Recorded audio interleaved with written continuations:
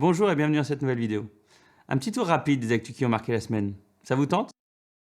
Alors c'est parti, on va parler de l'eunuque qui prend position contre la chevrotine. On va parler du photographe Alain Prêtre qui vient d'être condamné après avoir insulté des chasseurs. De la FNC qui porte plainte contre Sandrine Rousseau. Et enfin, du moratoire réclamé par certaines associations pour une année sans chasse. L'Union nationale pour l'utilisation de chiens de rouge, par l'intermédiaire de son président Nicolas Bouillon, s'est positionnée contre l'emploi de la chevrotine pour le tir de sanglier à l'occasion de la consultation publique concernant le projet d'arrêté d'autoriser, à titre expérimental, l'utilisation de cette munition dans les Landes uniquement.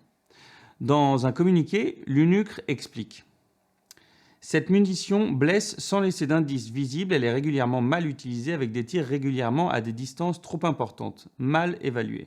Cette munition non expansive perd rapidement de son efficacité par perte d'énergie et blesse régulièrement. Les animaux blessés sont au mieux victimes d'abcès et au pire, ils succombent après parfois des jours de souffrance et d'agonie. C'est donc un avis très défavorable pour l'UNUCR. L'UNUCR, qui récolte des informations depuis de nombreuses années sur la balistique à travers son travail de terrain, a un véritable regard d'expert en la matière.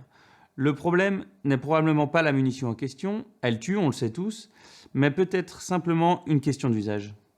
Alain Prêtre est un photographe suisse qui, en 2020, lors de la révision de la loi sur la chasse, avait trouvé bon d'envoyer des mails aux chasseurs de Neuchâtel, les traitant de tueurs, assassins et nuisibles au pouvoir malfaisant. Les chasseurs ont déposé plainte pour calomnie et diffamation, et si en première instance, en septembre 2021, le photographe avait été acquitté devant le tribunal de police, en deuxième instance, les choses ont mal tourné. Le tribunal a reconnu une partie des faits. Il semblerait que ce soit le vocabulaire utilisé dans le troisième mail qui a retenu l'attention des juges. Un texte où il écrivait « Pan dans le cul et bien profond, doublement profond ». Le juge Emmanuel Piaget a qualifié ses propos d'outrageants et parle de marque de mépris, dans un contexte politique qui ne justifie pas le contenu de ce message, qui n'a plus rien à voir avec la chasse. C'est une provocation à l'intention des chasseurs, alors que le débat était clos puisque les résultats de la votation étaient connus. Si le tribunal n'a pas reconnu la calomnie ni la diffamation pour les termes tueur et assassin, estimant que le photographe ne visait personne en particulier, il l'a quand même condamné à 30 jours amende à 30 francs suisses pour injure. La délicate situation dans laquelle semble se trouver le photographe, oui parce qu'il a ouvert une cagnotte pour faire l'aumône, pour payer la procédure, ne l'a pas empêché de fanfaronner. On peut traiter les chasseurs d'assassins, mon combat est validé et légitimé.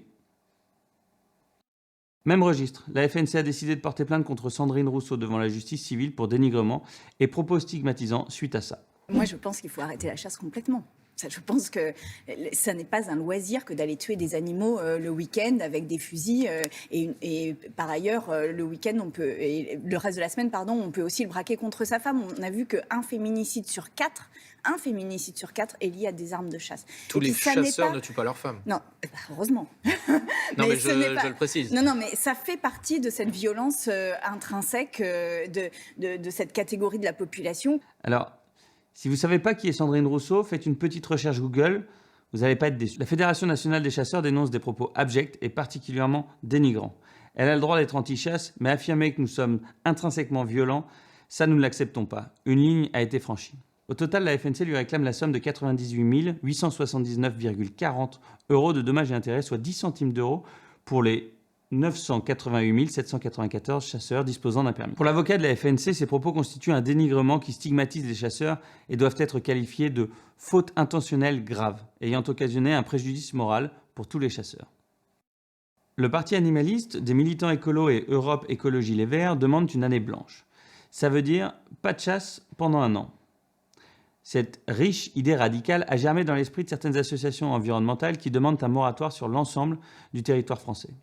Une énième pétition est donc lancée par le centre Athéna qui profite de l'événement pour se faire une bonne petite pub pas chère. Voilà ce qu'on retrouve dans l'intitulé de la pétition. En 2022, l'histoire se répète en pire. Sécheresse généralisée, quasi-totalité des petits cours d'eau et des mares forestières à sec, températures plus élevées, répétition des canicules, feux de forêt dans des départements où il ne s'en était jamais produit. L'ensemble de la biodiversité est exsangue et de nombreuses espèces ont connu une mortalité importante ou des échecs de reproduction durant cet été. Pourtant, dès le 15 août, l'ouverture anticipée de la chasse au sanglier va lancer dans la nature des chiens, des 4x4 et des hommes en armes pour traquer, tuer des animaux et déranger l'ensemble de la faune très durement éprouvée. Des hommes en armes qui traquent et qui tuent, ça fait peur. Là, on est pile poil sur l'émotion, ils ont bien compris comment faire. Nous ne pouvons pas cautionner cette attitude de déni consistant, quoi qu'il arrive, à considérer la nature comme le rayon viande d'une grande surface, blablabla. Cette pétition a atteint 75 000 signatures. On peut dire ce qu'on veut, s'ils ont moins à perdre que les chasseurs, eux savent se mobiliser et vite. Alors, je me pose la question, dans l'engagement, une conviction est-elle nécessairement plus forte qu'une pratique ?